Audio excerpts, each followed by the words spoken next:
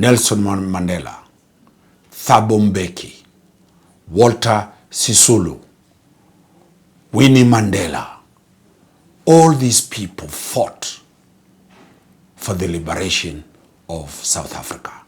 When Mandela became the president, he united and shook hands with his colonizers, with people who detained him for over 2 decades in prison at Robben Island.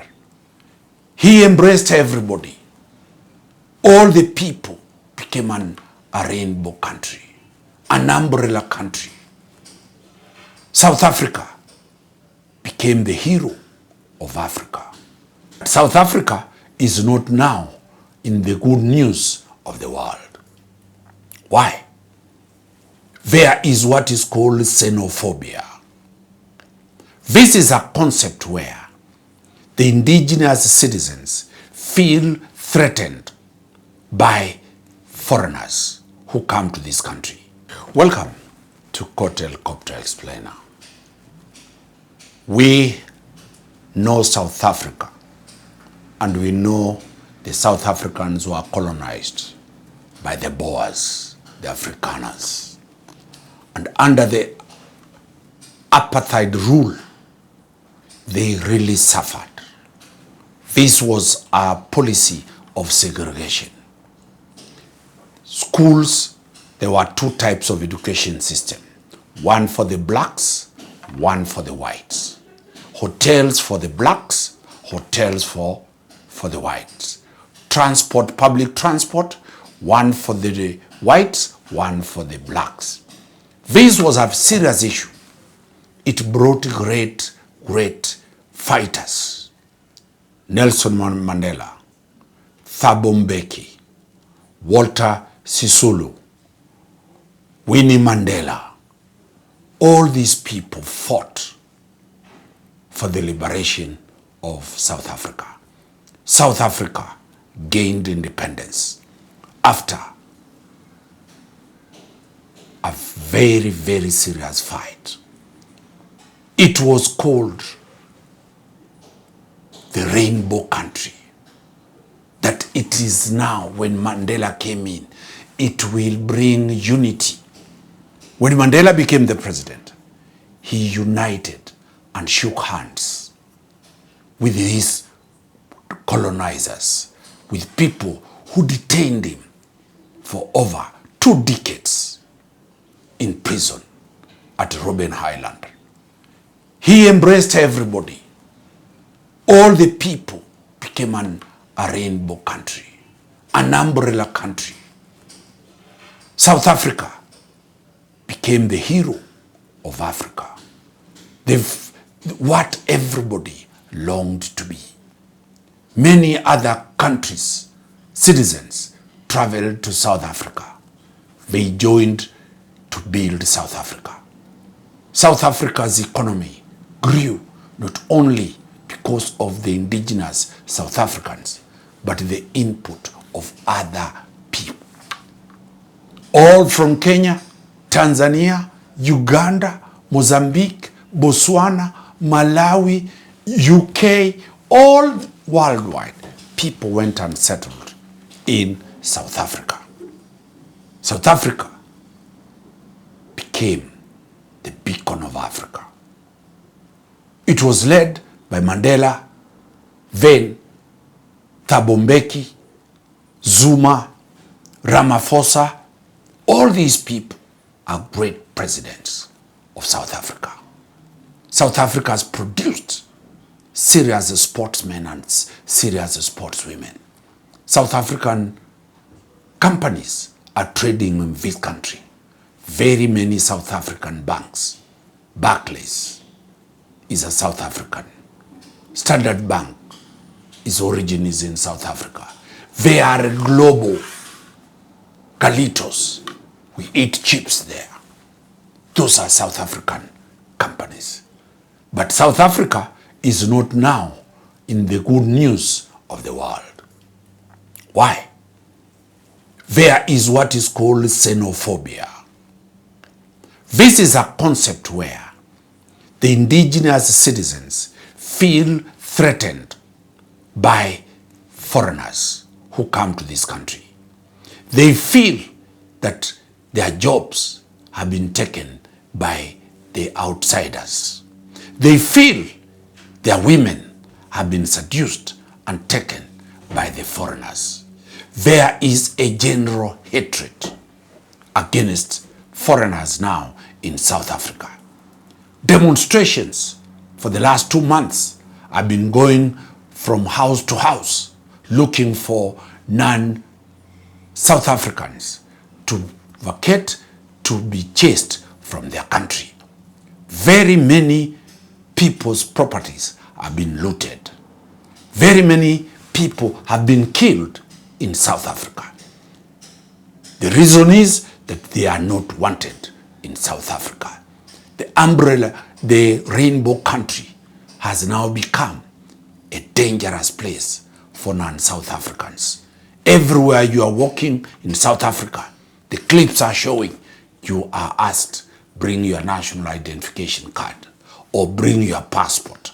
If you are not a South African, then you are beaten, you are mugged, you are stolen, your business is taken, your cars are burned, your cars are repossessed by South Africans. What is this? It is called xenophobia.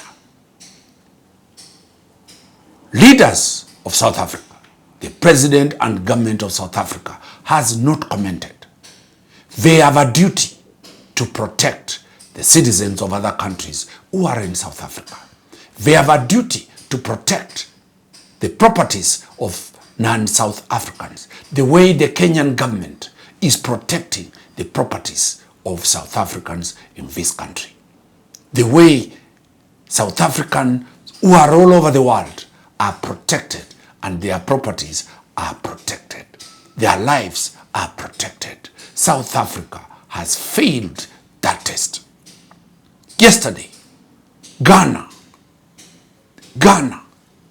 did the most interesting thing. It has ordered the Ghana Airlines to repatriate Ghanaians who are in South Africa. 300 Ghanaians were transported by the Ghanaian flight back to Ghana. The president of Ghana has ordered repatriation of all these people from South Africa.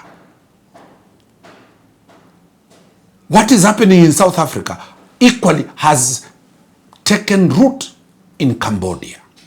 The government of Cambodia yesterday issued a notice in their gazette that any foreigner who is in Cambodia must vacate, and those are Africans, must vacate, and especially Kenyans. I remember I went to court and filed a case for the Kenyans for the Kenyan government to repatriate the Kenyans who are in Cambodia. To date, the case is in court. The government has not responded to our matter. That threat was there. Kenyans must leave Cambodia latest by 1st of June. If they fail, they'll be arrested and be convicted, and they'll pay a fine of not less than 1 million Kenya shillings. That is the orders of the Cambodian government. This is now intolerance. If every country is going to expel people of other citizens, if each country is going to chase students, in South Africa, in Cambodia, and in very many countries, we have Kenyans who are students in those countries. We have Kenyans who have gone for treatment in those countries. We have Kenyans who have been married in those countries. We have Kenyans doing legitimate business in those countries. What is going to happen if other countries also take that route and expel South Africans from Kenya? If they are expelled from other countries, what will be the effect of globalization? The world has become global. Nowadays, countries have removed visa requirements to go to other countries. The Pan-African concept that Mandela stood for, that Jomo Kenyatta stood for, that Oliver Tambo stood for, that Nelson Mandela stood for, that Sam Nujoma of Namibia stood for, that Samora Machel stood for, that Haile Selassie of Ethiopia stood for. All those things. Milton Obote of Uganda stood for. All those. Kwame Nkrumah of Ghana. There was a brother and a sister connection between African countries. If Kenneth Kaunda of Zambia wakes up and sees what is happening, those are the leaders. If Nyerere of Tanzania wakes up and sees what is happening in South Africa, they will not want to continue staying. They'll go back to their grave.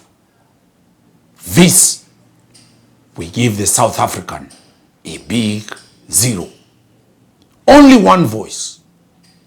Julius Malema has condemned what is going on in South Africa. Julius Malema has apologized to the whole world that what is happening in South Africa is unacceptable. The United Nations has not responded to what is happening in Africa. The African Union, if Baba won that seat and Baba was alive, he could have raised this issue. Baba Raila Amolo Odinga was a nationalist. No head of state in Africa has commented of what is happening in South Africa, other than Julius Malema. We give Julius Malema 10 out of 10. We give Cyril Ramaphosa, the president of South Africa, 0. His impeachment is starting on Monday. If he cannot contain his country against foreigners, let the impeachment go through, so that we have a leader who can defend and protect Kenyans who are in South Africa.